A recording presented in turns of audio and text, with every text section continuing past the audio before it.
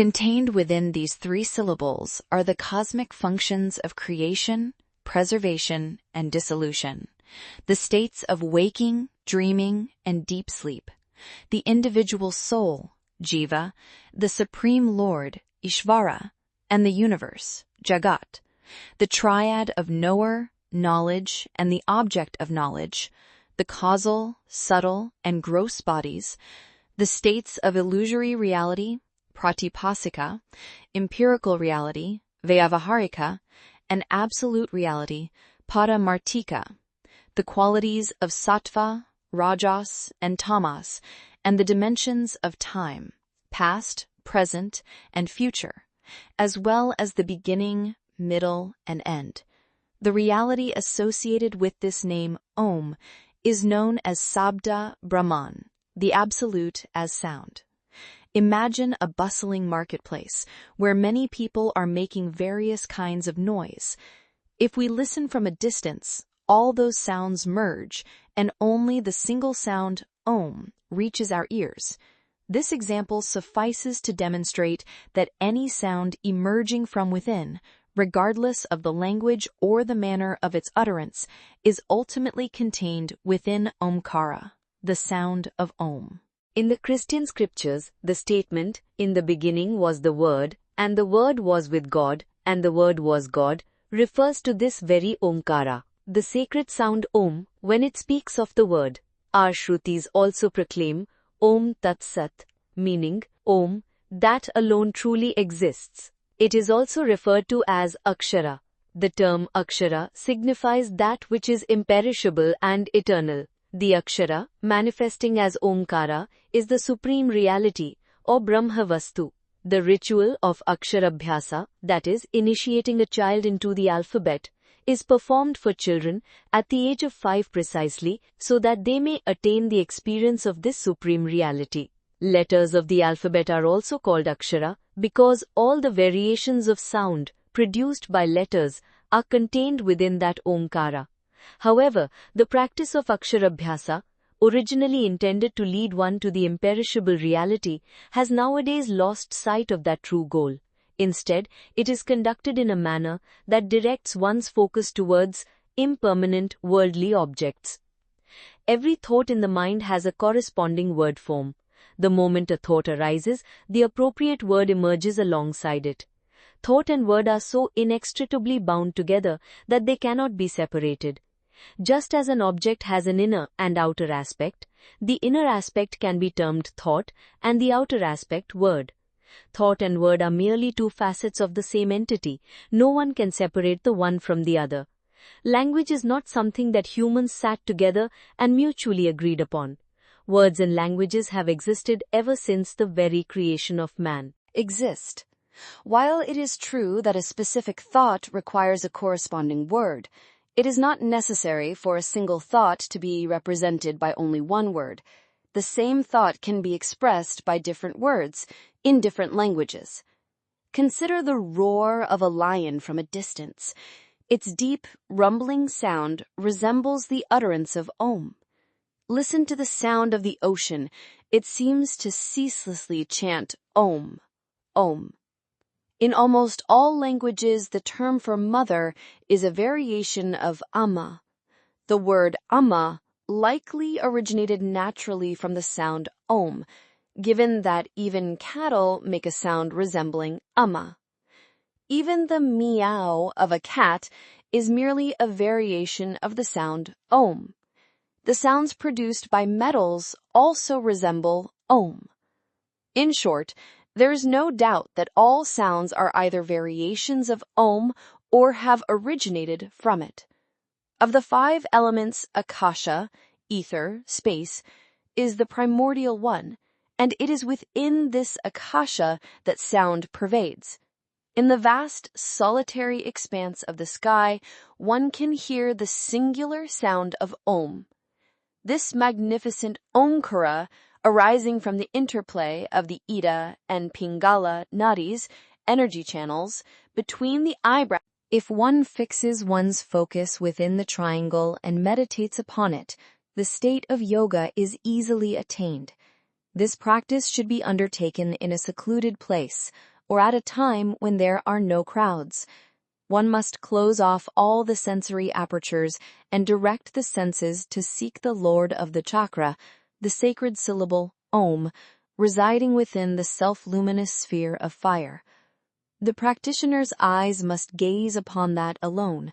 His tongue must inwardly chant that very mantra. His ears must listen only to that chant. If one meditates in this manner, abandoning the mind's inherent nature of wavering like a swing and manifesting a multitude of worlds in a single instant, and instead remaining steadfast like a flame in a windless place, then, in that very moment, the reflection of the bliss of the self, Atmananda, will arise. However, initially, it is difficult for the mind to remain focused on Om even for a single second.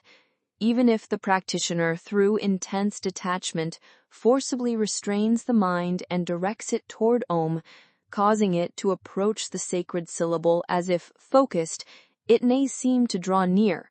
Yet if the practitioner's vigilance falters even slightly, the mind will shatter that detachment into fragments and manipulate the practitioner at its own whim.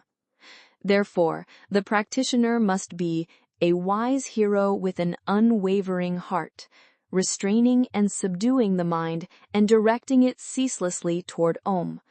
By persisting in this manner for a few days, as you continue the practice, a light resembling a flash of lightning will frequently appear and vanish within that triangle. If you persist in the practice for some more time, a radiance resembling a blazing flame will appear. If you continue the practice without interruption, a sound resembling the ringing of a bell will be heard. Subsequently, it will appear as though many exquisitely beautiful young women are passing by in procession. The practitioner must not become captivated by these visions, nor should one stop, thinking the desired result has been attained. If one persists with determination, a vast, empty void like an open expanse will appear. If you hold fast to this practice with unwavering tenacity and steadfast resolve, you will directly experience the attributes of Sat, Chit, Ananda, existence, consciousness, and bliss. However, when you sit in yogic contemplation, your mind may deviate from its pure nature, the sattva quality, and succumb to the tamas quality. This induces lethargy and makes you lose interest in the practice. If you overcome this lethargy, the mind will reveal various rare and highly alluring phenomena, attempting to ensnare you in their enchantment. If you practice deep, unwavering meditation without succumbing to such distractions, it will draw you into a state resembling sleep and reveal a sense of bliss within it. Furthermore, you may attain various extraordinary psychic powers, or siddhis. Events from the past and the present will be reflected in your mind. Additionally, by subjecting you to various hardships and pleasures, your mind will attempt to bring you under its control through fear or allure. You must not abandon your practice out of fear of hardships or elation over pleasures. Once a yoga practitioner learns to subdue the fluctuations of the mind, everything else that is meant to follow will come naturally. I am looking at you right now. For me to see you, 3 things are necessary. First, you must be present before me. Second, your mere presence is not enough. My eyes must be open and directed towards you. Third, even your presence and my open eyes are not enough. My mind must be fully connected with my eyes. I am writing right now. Many vehicles are running outside, yet the sound of those vehicles does not reach my ears. Why? My mind is not connected to my ears. Instead, it is focused on the tip of my pen and on my eyes. The mind, associated with the sense organs, connects with external objects and conveys the knowledge derived from that contact to the buddhi, intellect. Buddhi is defined as that modification of the chitta, inner consciousness, which determines the nature of things. As soon as this knowledge of contact reaches the buddhi, the ahamkara, ego, asserts itself. The sensory organs, the mind, the intellect and the ego, these four together constitute the Antahakarana, inner instrument. They are merely different aspects of the chitta. Thoughts that rise like waves in the ocean like chitta are known as vrittis, modifications or waves of thought. A thought is essentially a form of energy. The chitta draws certain energies from Prakriti, the primordial reservoir of energy, integrates them with itself and subsequently projects them outward in the form of thoughts. We derive energy from food. It is from that same food that we gain the energy required for movement and activity. Subtle energies manifest as thoughts. The mind is an inert matter, jada. However, because it exists in the proximity, the very presence of the Atman, the Self, which is the embodiment of pure consciousness, Chaitanya, the mind appears to possess consciousness itself. That is the extent of it. The Atman lies behind the mind. The mind serves merely as an instrument for the Atman. The knowledge that manifests through the mind belongs to the Atman. It is only because the Atman stands behind the mind that the mind appears to be luminous. If a person were to detach from the mind, that is, to exist purely as the Atman, if left unchecked, the mind succumbs to ruin. This mind is known as chitta.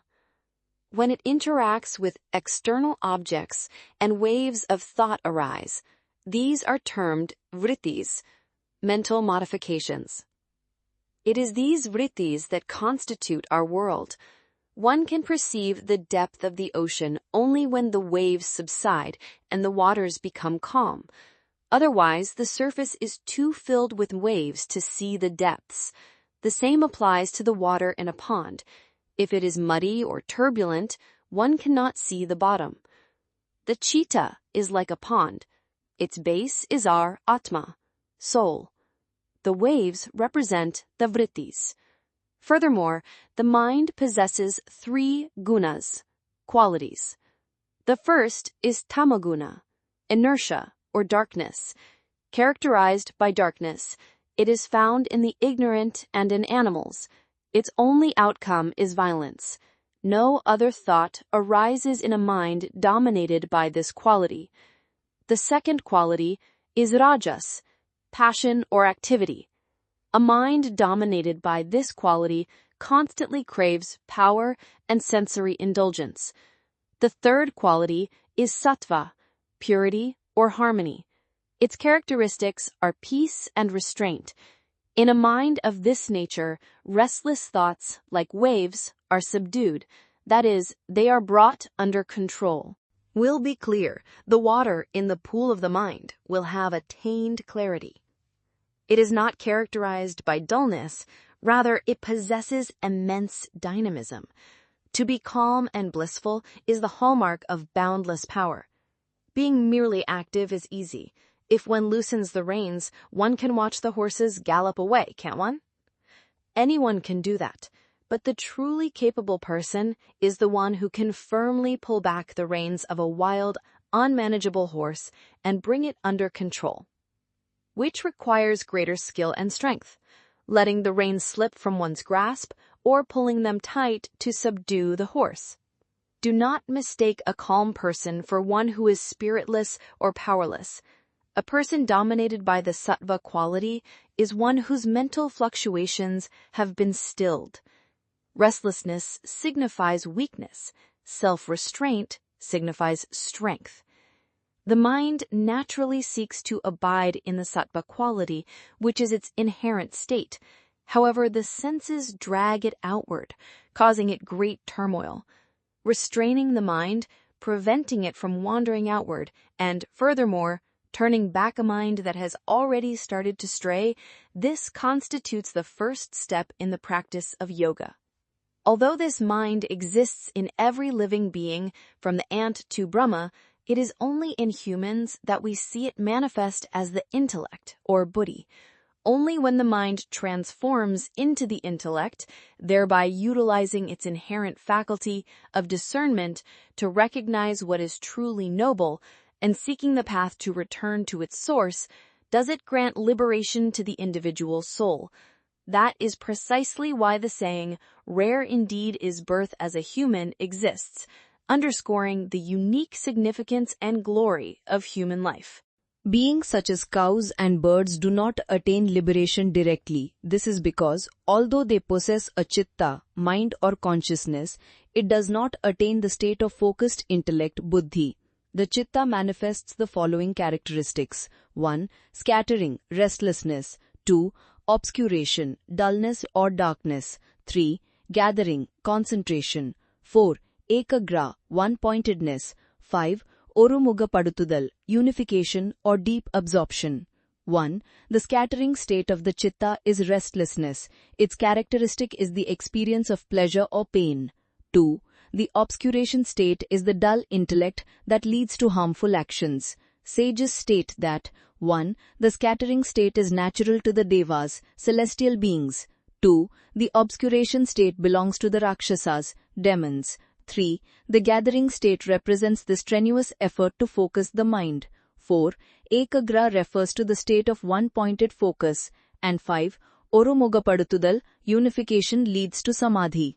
The ekagra state of the chitta is meditation or dhyana, while the unified state is samadhi. Certain actions take place through us with our conscious awareness. Certain processes occur within us even without our conscious awareness. I consciously choose and consume food.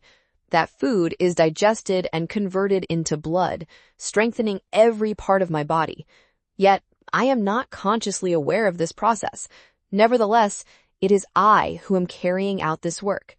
This is evident because I have the capacity to bring this process, which usually happens unconsciously, under my conscious control, or even halt it entirely.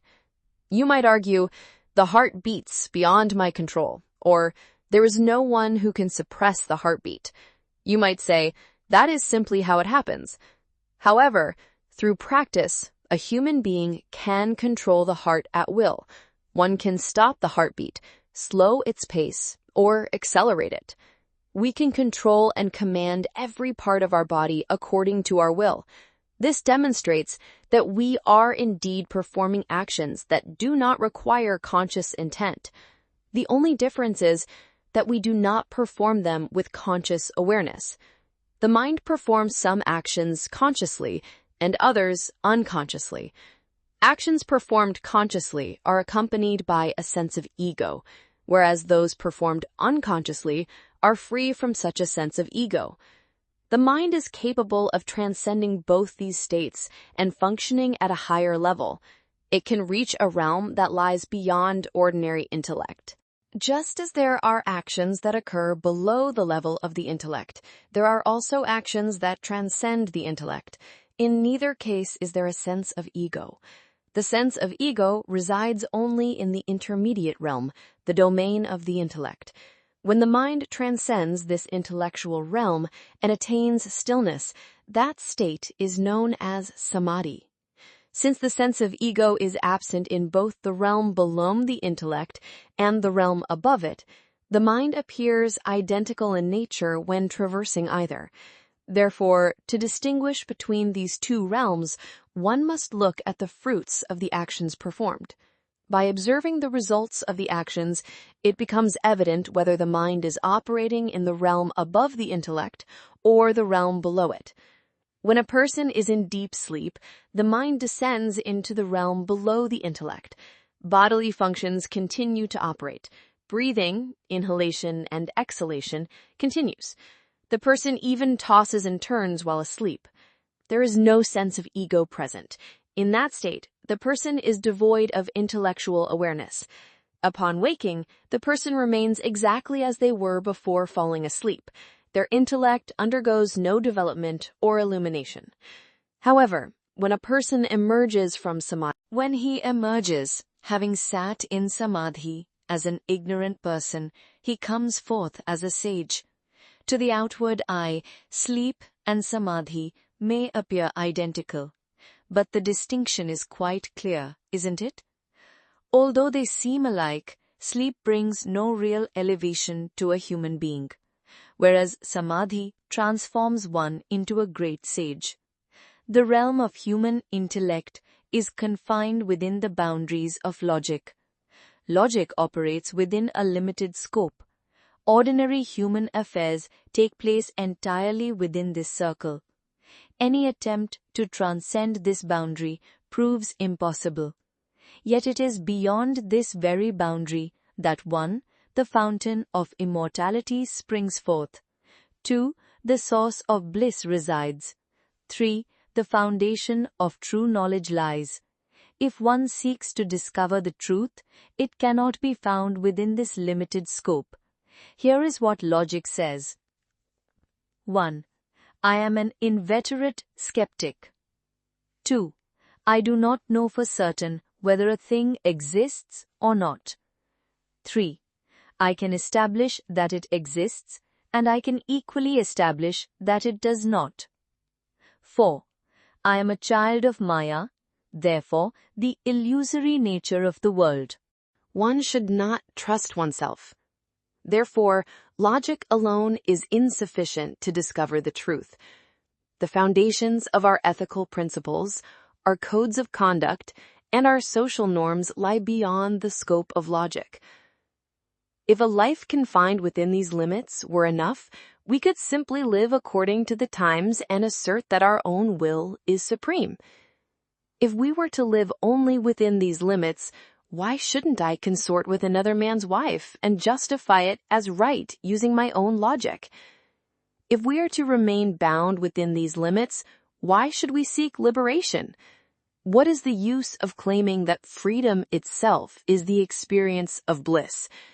If there is nothing beyond these limits, if we are destined to remain confined within them, then, aside from striving to experience as much pleasure as possible, why should I entertain any other thoughts? Yet, one must.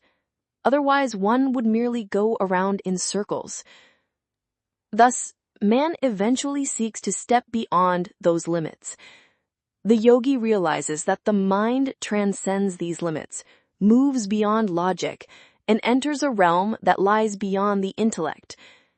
When the mind attains this state, man gains the knowledge of the divine, a knowledge that bestows infinite bliss and transcends both matter and all worldly limitations. Even for one who does not practice this yoga, such knowledge, which lies beyond mere logic, forms the realm beyond knowledge. He somehow stumbles into it. After stumbling like this, he thinks that the power has come from outside him. This is why the same thing has different meanings in different countries. The mind manifests knowledge from within itself by its own effort. But the money through which this knowledge emerges is said to have emerged by changing the beliefs and doctrines of that man. The tragedy is that such people attain this wisdom without realizing it. But it is a mistake to stumble and fall into this state is the epitome of Yoga Shastra.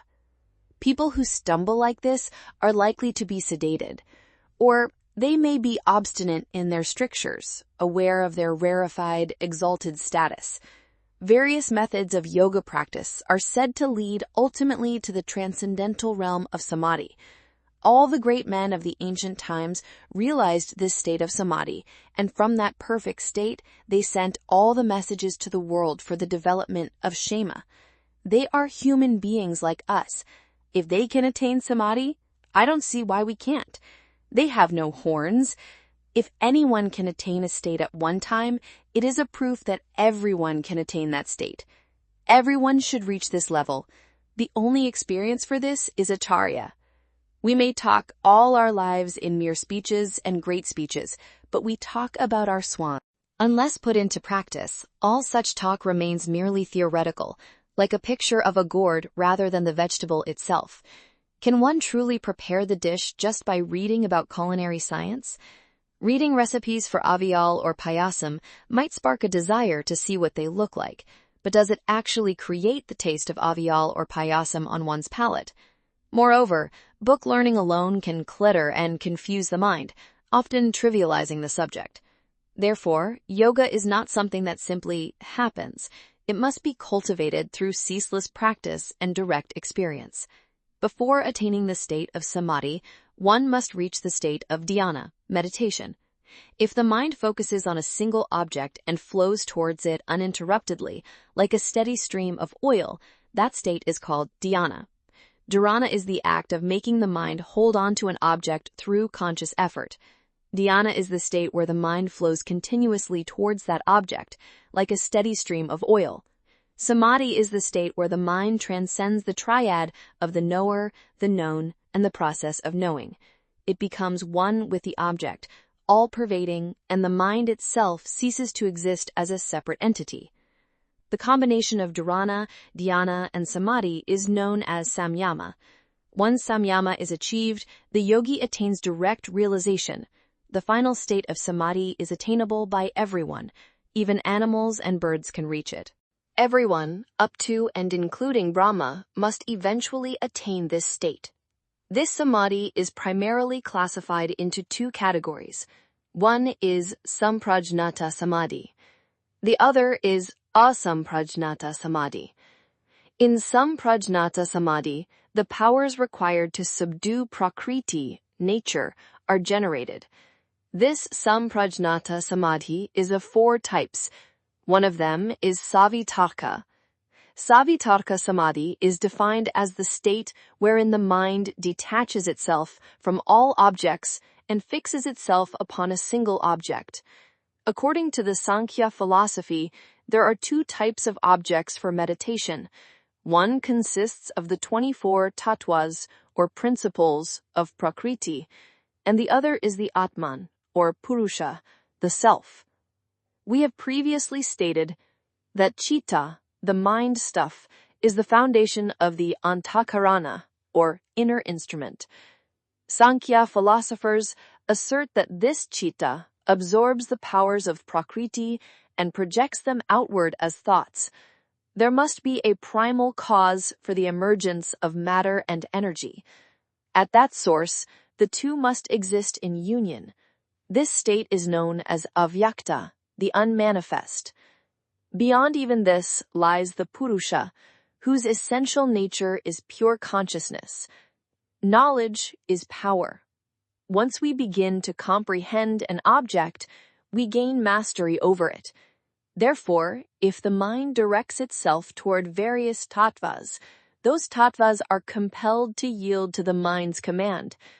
When the gross tattvas of the external world become the object of the mind's one-pointed concentration, it is termed savitarka samadhi. One who attains the state of samadhi becomes one who attains the status of the foreigner. He has no grandiose thoughts, but he has a warm physical memory.